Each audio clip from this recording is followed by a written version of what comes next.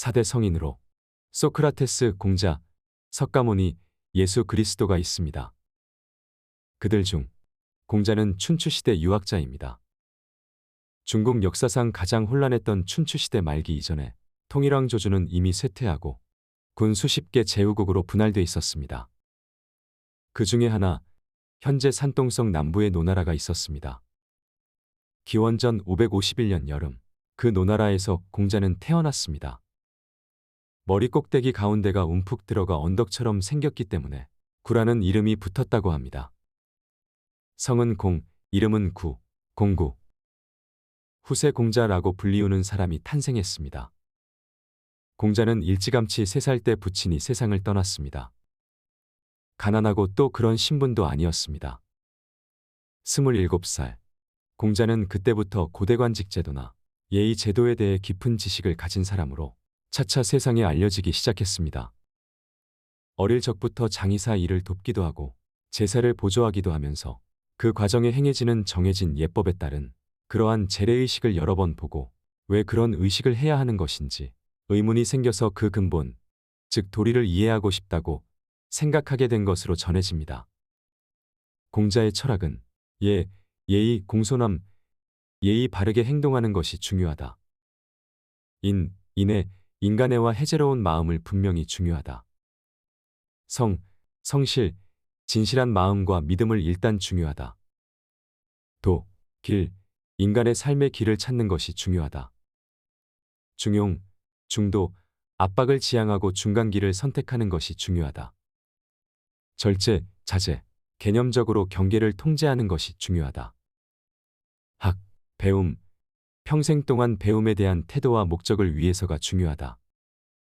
자신의 이상이 노나라에서 실현될 수 없음을 안 공자는 이후 여러 제자를 이끌고 13년 동안 중국 천하를 방랑하며 뜻이 맞는 군주를 찾았지만 아무도 받아주지 않았습니다.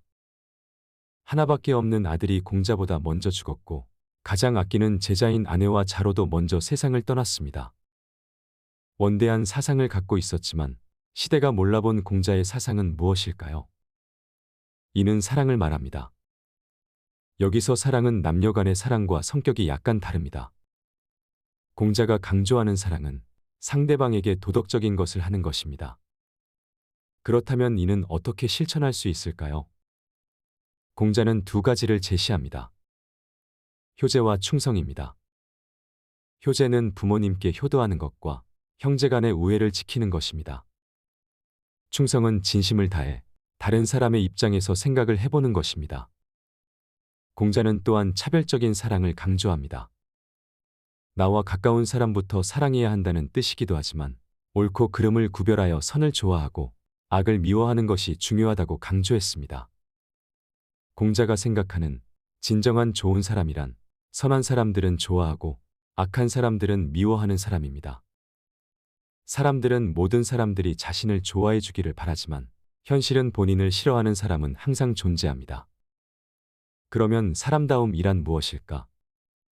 이는 공자 논어의 이는 남을 아끼는 것이다에서 알 수 있습니다. 이는 우리 어머니들이 자식을 대할 때 그러하듯이 배려하고 걱정하는 등 조건 없이 남을 챙기고 아끼는 마음이 사람다움의 본질임을 말해주고 있습니다.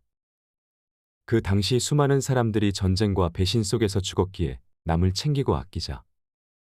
그래서 사람답게 살자는 공자의 외침은 당시 사회를 안정시키고자 하는 수많은 사상가들에게 크고 작은 영감을 주었습니다.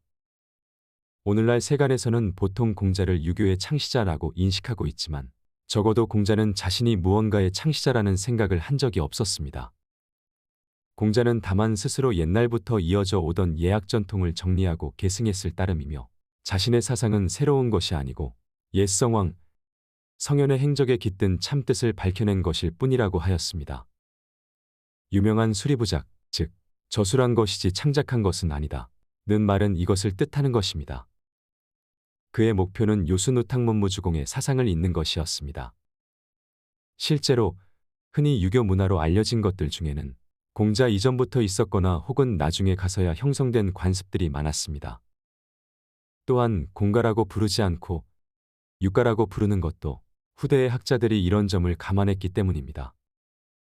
공자는 군자가 도덕과 예의로 백성들을 교화시킬 수 있다고 생각했습니다.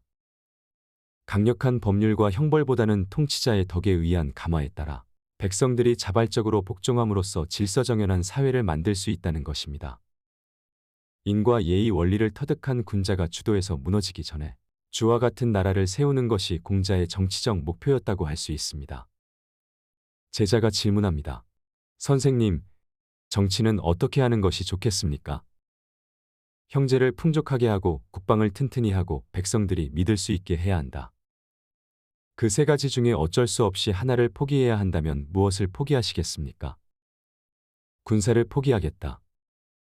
나머지 둘 가운데 하나를 포기해야 한다면 무엇을 포기하시겠습니까?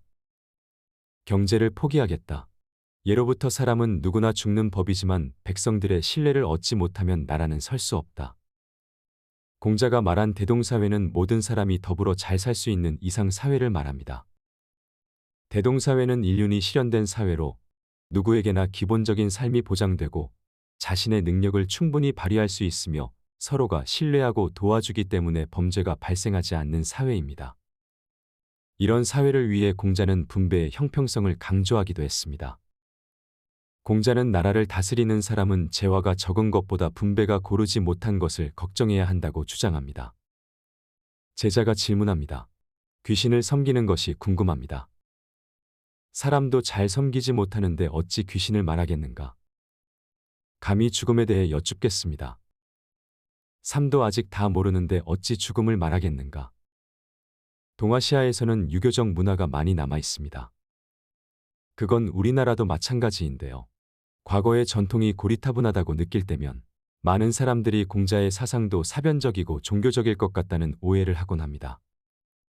그러나 사실 공자는 사람들에게 매우 현세적이고 구체적인 지침을 전했습니다. 공자는 확실하지 않아 보이는 귀신이나 파악할 수 없는 죽음, 이후의 세계에 대해서는 큰 관심이 없었습니다. 공자의 관심은 당시 혼란한 상황을 어떻게 극복할 수 있을지에 대한 것이었습니다. 공자가 인과 예를 이야기한 건 그 혼란함 속에서도 우리가 어떻게 삶에 전념하고 어떻게 인간답게 살아나갈 것인지에 대한 가르침을 주고자 했던 것입니다. 지혜로운 사람은 미혹되지 않고 어진 사람은 근심하지 않으며 용기 있는 사람은 두려워하지 않는다. 공자가 아끼는 제자, 자로는 공자보다 9살 적었으며 원래 야인 출신으로 낭인 생활을 했다고 합니다. 자로가 21살 때 소문을 듣고 공자를 찾아왔습니다.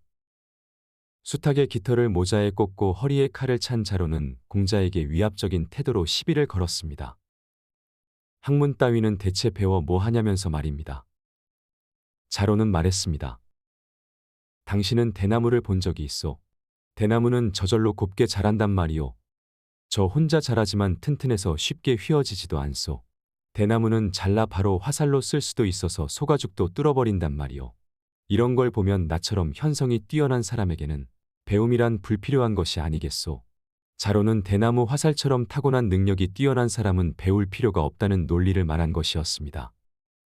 그러자 공자는 이렇게 말했습니다. 깃털로 화살깃을 만들고 뾰족한 쇠붙이로 화살촉을 만들어 그 대나무에 붙인다면 어떻겠소. 더 날쌔고 강한 무기가 될 것이오. 그러면 겨우 소가죽을 뚫는데 그치지 않을 것이오. 자로는 공자의 말에 크게 깨닫고 공자를 스승으로 모셨다고 합니다. 공자는 타고난 재능이 있는 사람도 배워야 더 나은 사람이 될 수 있다고 말한 것이었습니다. 공자는 백성들을 법이나 힘으로 강제해서 바로잡으려 하지 않고 군주가 덕으로 이끌면 백성들이 자연스럽게 따른다고 했습니다.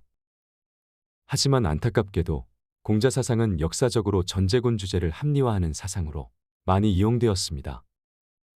군주는 군주다워야 한다는 주장을 군주가 있어야 한다로 변질되어 버린 것이지요. 공자에 관련해서 떠올려야 할 단어는 인과 정명사상입니다. 이는 공자는 사람을 사랑하는 것이 인이라고 했지만 한편으로는 오직 인자여야만 사람을 좋아할 줄 알고 사람을 미워할 줄 안다고도 하였습니다. 인하다는 것은 무차별 사랑이 아니라 차별적 사랑으로 착한 사람은 사랑하고 악한 사람은 미워하는 것이 인의 참사랑이다 라고 말했습니다. 정명사상은 명을 바로잡는다는 뜻으로 주로 명실 관계에 대한 정치 윤리적 개념입니다. 임금은 임금답고 신하는 신하다우며 어버이는 어버이답고 자식은 자식다워야 한다. 인간의 덕과 그 명분을 일치시킨다는 뜻으로 명분, 귀천, 선악을 구별한다는 윤리학의 가치 판단에 해당합니다. 공자의 사상과 철학에 대해 알아보았습니다. 공자의 삶은 지금도 많은 사람들에게 감동을 미치고 있습니다. 공자는 인간의 삶과 인간관계에 대한 탐색과 미덕을 강조하며 전 세계적으로 많은 영향을 미치고 있습니다.